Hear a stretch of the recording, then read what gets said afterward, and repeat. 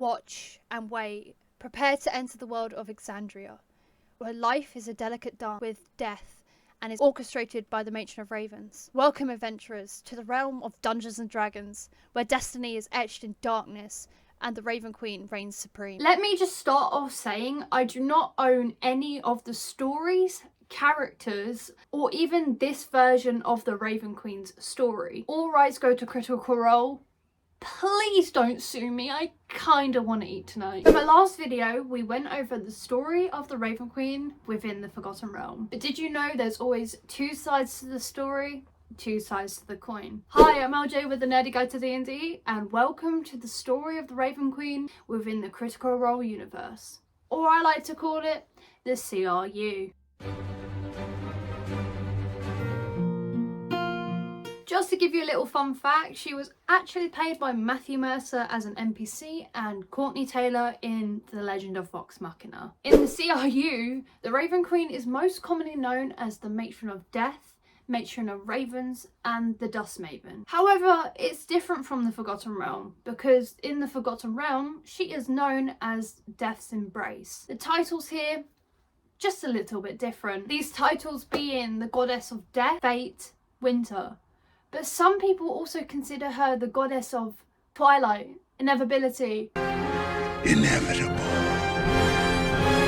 and the guide between life and death. Unlike stories that have been heard about the Raven Queen, this one is different and unique. Within the CRU, it was believed that she was a mortal wizard, and also believed that she was born in the Age of Arcanum, this being the second age of Exandria. She was born on a floating city of Avilit, a city torn from Tormunda, and it was believed on this day that she was actually Ruidus born. She was described as being tall and slender, but having jet black hair and having porcelain skin.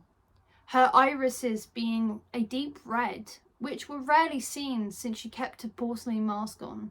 But when this mask was off, she was described as being beautiful. Growing up, she became a devoted follower, then partner, to the previous god of death. But due to his name being lost to time, we're actually unsure of his identity. It was believed that she was a follower of him between 126 years before the Great Calamity, a war where prime deities fought against the betrayer gods. In this time frame, it was actually believed that she started developing a writs to destroy him and take his place, becoming the first mortal to achieve godhood. She felt that many mortals in the Age of Arcanum were filled with hubris and viewed the gods with contempt. This ritual was known as the Ritual of Seedling, known for being a pinnacle of achievements in arcane arts. The ritual itself being successfully accomplished twice in the history of Exandria. Once this ritual started, it became powerful and forbidden. By the workings of magic, a mortal can ascend to godhood. So it was done. The ritual was cast and she became the first ever mortal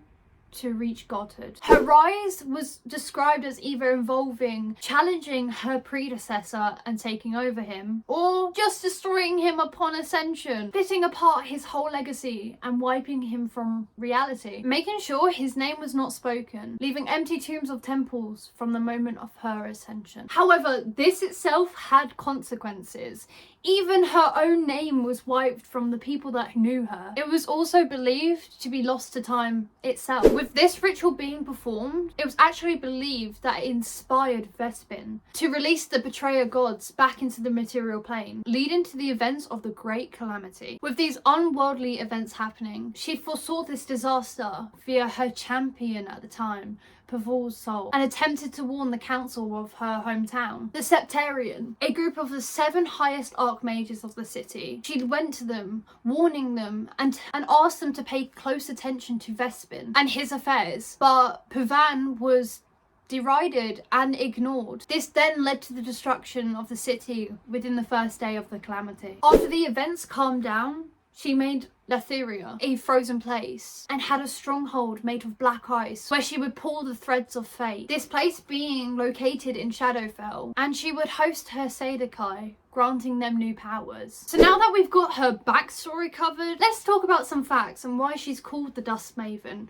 or why she doesn't like undeath. Now being a god, her loyal followers also began to seek favours to guide them in death and prevent the curse of undeath from falling on them. Little do you know, she actually had a hatred for undeath. Undead meaning the state of being alive but undead. Like your typical vampire. No, not you, get out of here. For example, her and the demon prince of undeath, Orcus, they hated each other. They were enemies.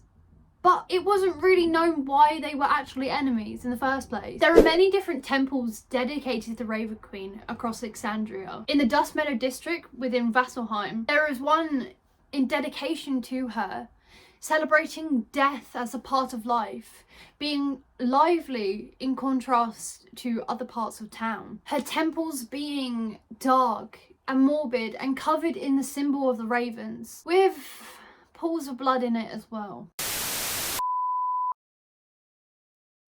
Blood being one of the components of the ritual of communicating with the goddess was seen as a powerful tool of worship, and also many of her followers utilised blood magic. When stories have been told of the Raven Queen within Ishira, Taldori and the Wildmount, she is represented as being a mortal, adding elements of black raven feathers on a cape or wings. However, in Marquette, she is known as the Dust Maven, a keen-eyed vulture, her having coloured shades of sunset to the black of midnight, her face with a golden funeral mask. Now, with her champion sitting by her side, one of the founding members of Vox Machina, Vax'ildan.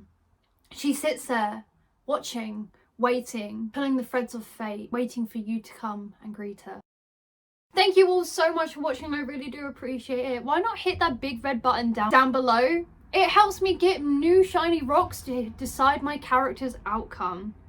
Thank you all for watching again. We really appreciate your love and support. And I'll see you in the next one. Bye guys.